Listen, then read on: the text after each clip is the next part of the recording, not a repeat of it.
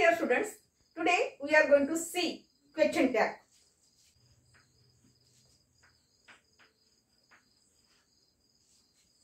तर विद्यार्थ्यांनो आज आपण क्वेश्चन टॅग हा टॉपिक बघणार आहे.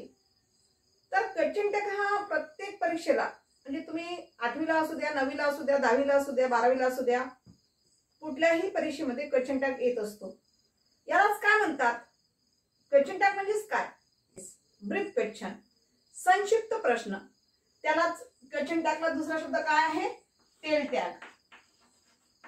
टेल टॅग असं सुद्धा म्हटलं जाते. तर हा नेमका कसा वापरायचा असतो? जसे की बरेच वेळा आपण बोलताना सुद्धा काय करत असतो? क्वेश्चन टॅग मध्येच बोलत असतो, पण आपल्याला माहिती नसते की आपण बोललेलं वाक्य हे कशा पद्धतीचं आहे. तर क्वेश्चन टॅग म्हणजेच नेमकं काय असते हे आपल्याला जाणून घ्यायचं आहे, नाही का? फॉर एक्झाम्पल जसं की आज फार गरमी आहे, नाही का? हे असं जे बोलतो आपण, नाही का, दिस इज क्वेश्चन टॅग. म्हणजेच काय आहे? हे जे आहे आपण दुसऱ्यांकडून कन्फर्मेशन करून घेत असतो त्या गोष्टीची. तर अशा वेळेस क्वेश्चन टॅगचा वापर केला जात असतो. आता नेमकं कसं आहे ते आपल्याला जाणून घ्यायचं आहे. चला, तर वाक्याचे जे टाइप्स असतात, एक तर वाक्य कसं असते? अफर्मेटिव्ह सेंटेन्स मध्ये येईल, अफर्मेटिव्ह सेंटेन्स मध्ये राहू शकते, किंवा इंट्रागेटिव्ह. इंट्रागेटिव्ह म्हटलं तर प्रश्नार्थक, किंवा इम्पेरेटिव्ह सेंटेन्स मध्ये, इम्पेरेटिव्ह सेंटेन्स मध्ये, किंवा निगेटिव्ह सेंटेन्स मध्ये सुद्धा आपल्याला वाक्य पाहायला मिळत असते. तर कधी आपण व्हर्बचा बदल करत असतो क्वेश्चन टॅग चालत असताना. म्हणजे आपल्याला त्यासाठी व्हर्ब सुद्धा माहिती असणं गरजेचं आहे. नेमकं कुठे कोणत्या प्रकारचा आपल्याला क्वेश्चन टॅग करायचा आहे, क्वेश्चन टॅग कसा असतो याविषयी आपल्याला जाणून घ्यायचं आहे. क्वेश्चन टॅग मध्ये वाक्य कसं बनवायचं हे आपण जाणून घेऊया. Let us see some example. Number 1, Ranjit is a clever boy.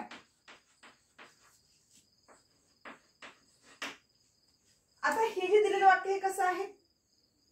Affirmative sentence आहे, विधानार्थी वाक्य आहे. तर याचा अर्थ काय झाला? रणजित हुशार मुलगा आहे, नाही का? हे जे नाही का आहे, हे नाही का म्हणजे दिस इज अ कन्फर्मेशन. बरोबर आहे, रणजित हुशार मुलगा आहे. आपण तुमच्याकडनं आम्ही काय घेत आहे? कन्फर्मेशन घेत आहे. मग हे असं करताना कसं करणार आपण? पूर्ण वाक्य जसं जसं लिहायचं क्वेश्चन टॅग करायचं असेल तर पूर्ण वाक्य ॲज इट इज जसं तसं लिहायचं.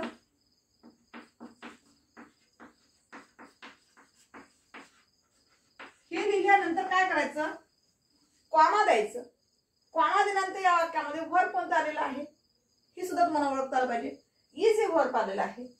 तर इथे इज हे वाक्य घेतल्यानंतर दिलेलं वाक्य हे अफर्मेटिव्ह आहे, याला निगेटिव्ह करायचं असेल तर काय लिहायचं? तर इजंट. नेहमी हे वापरत असताना हा नॉट असा पूर्णतः वापरायचा नाही आहे. तर तुम्हाला या ठिकाणी कॉन्ट्रॅक्ट पद्धत यूज करायची आहे. कॉन्ट्रॅक्शन म्हणतात त्याला, म्हणजे संक्षिप्त पद्धत वापरायचं आहे. नॉट हे डबल म्हणजे नॉट हे फुली लिहिता येत नसते आपल्याला क्वेश्चन टॅग करत असताना. तर तुम्हाला इथे इज नॉट न लिहिता तुम्हाला काय लिहावं लागेल? इजंट लिहावं लागेल. त्यानंतर काय करायचं बेटा? त्यानंतर हा जो दिलेला सब्जेक्ट आहे, तर हा सब्जेक्ट काही मुलं काय करतात? जशा तसं उचलून इकडे घेतात. सब्जेक्ट बघायचा. सब्जेक्ट कोणता आलेला आहे? रणजित. रणजित हे काय? काही विद्यार्थी लिहिताना गडबड करतात, रणजितच लिहितात, त्यामुळे सुद्धा तुमचं ते रॉंग होऊ शकते. तर अशा वेळेस काय करायचं आहे? येणारा हा सब्जेक्ट जो आहे तो सब्जेक्ट बघायचा नेमका कसा आहे. एक तर तो ही असू शकतो, किंवा तो शी असू शकतो, नाही का? किंवा ही किंवा शी मधलं दुसरं नॉन लिव्हिंग थिंग असेल तर अशा वेळेस काय वापरायचं हे मी तुम्हाला सांगणारच आहे. पण पहिले सुरुवातीला लक्ष द्या की दिलेला जो सब्जेक्ट आहे तो सब्जेक्ट कसा आहे? तो सब्जेक्ट हा कसा आहे? सिंग्युलर आहे. पण सिंग्युलर जरी असेल तर एका व्यक्तीचं नाव आहे, नाही का? म्हणून याचा तुम्ही प्रोनाउन मध्ये यूज करायचं. तर इथे रणजितऐवजी आपण काय घेणार? ही. म्हणजे इथे काय घ्यावं लागेल तुम्हाला? ही. आणि शेवटी क्वेश्चन मार्क. अशा पद्धतीने तुमचं ते क्वेश्चन टॅग तयार होईल. आलं लक्षात? चला नेक्स्ट एक्झाम्पल बघूया. You go there.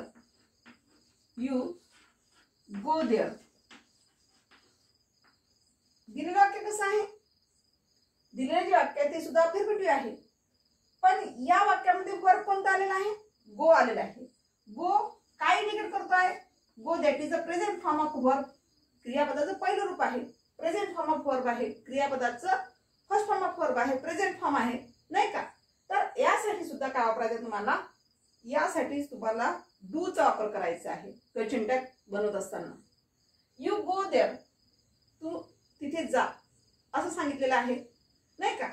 तर करायचं बघा, सगळं वाक्य जशात पहिले पूर्ण वाक्य जशा तसं घेऊन घ्यायचं.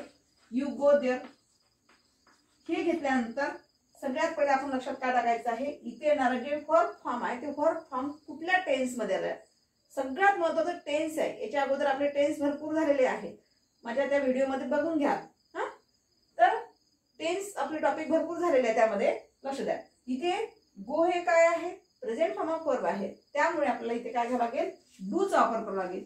डू, कारण हे फर्स्ट फॉर्म ऑफ वर्ब असल्यामुळे आपल्याला काय करायचं? नॉट वापरायचं आहे, म्हणजे निगेटिव्ह बनवायचं आहे. निगेटिव्ह बनवायचं असेल तर आपल्याला डायरेक्ट नॉट लिहिता येते का विद्यार्थी मित्रांनो? नाही. तर अशा वेळेस हा जो नॉट आहे तो नॉट हा कुठल्या तरी हेल्पिंग वर्ब सोबत येत असतो, त्याच्यामुळे आपल्याला या ठिकाणी तुम्हाला टेन्सचा वापर करून त्या ठिकाणी हेल्पिंग वर्ब काढायचं असते. तर दिलेल्या वाक्यामध्ये गो हे मेन वर्ब आलेला आहे, फर्स्ट फॉर्म ऑफ वर्ब आलेला आहे, म्हणून या ठिकाणी पहिलं रूप असल्यामुळे आपण इथे काय घेतलेलं आहे? डू. तर दिलेलं वाक्य हे कसं आहे? अफर्मेटिव्ह सेंटेन्स आहे. याला क्वेश्चन टॅग करत असताना निगेटिव्ह करायचा असतो, म्हणजे डोंट. घेतल्यानंतर सब्जेक्ट कोणता आलेला आहे? यू आलेला आहे. यू हे ऑलरेडी काय आहे? प्रोनाउन आहे, त्यामुळे यूचा बदल इकडे काय होईल? यूचं यू होईल. ठीक आहे, म्हणजेच तुमचा आन्सर कसं झालेला आहे? यू गो देअर म्हणजेच कॉमा डोंट यू, अशा प्रकारे. आलं लक्षात? I was ready. I was ready दिलेलं वाक्य कसं आहे? अफर्मेटिव्ह सेंटेन्स आहे, पण यामध्ये वर्ब कोणता आलेला आहे? वॉज आलेला आहे. तर सरळ सरळ काय करायचं? म्हणजे क्वेश्चन टॅग बनवत असताना सरळ सरळ काय लक्षात घ्यायचं? पूर्ण वाक्य जसं जसं घ्यायचं. आय वॉज रेडी हे घेतल्यानंतर कॉमा द्यायचं. कॉमा दिल्यानंतर इथे काय आलेलं आहे? वॉज आलेला आहे, नाही का? वॉजला काय करायचं आहे? इकडे घेऊन या, म्हणजे याचा क्वेश्चन टॅग करत असताना काय होईल? वॉजंट, कारण हे अफर्मेटिव्ह आहे. हे अफर्मेटिव्ह असेल तर इकडे काय होईल?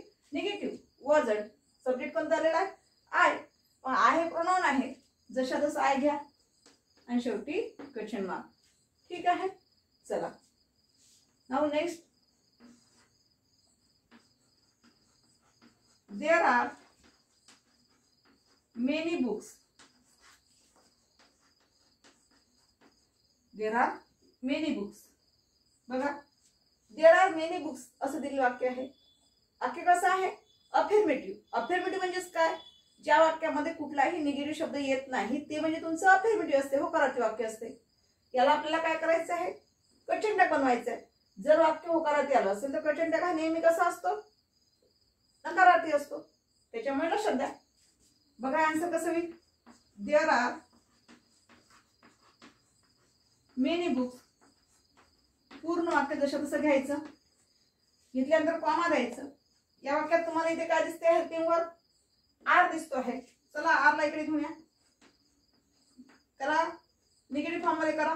आर आणि सब्जेक्ट कोणता आलेला आहे? देअर. देअरला शेवटी घ्या, शेवटी क्वेश्चन मार्क, अशा पद्धतीने. Now next sentence. He is not singing. तो गात नाही आहे. दिलेलं वाक्य कसं आहे? दिलेलं वाक्य निगेटिव्ह आहे, नकारार्थी वाक्य आलं. जर नकारार्थी वाक्य आलं असेल विद्यार्थी मित्रांनो तर क्वेश्चन टॅग हा नेहमी कसा करायचा असतो? क्वेश्चन टॅग हा नेहमी होकारार्थी करायचा असतो, उलट घ्यायचं असते आपल्याला.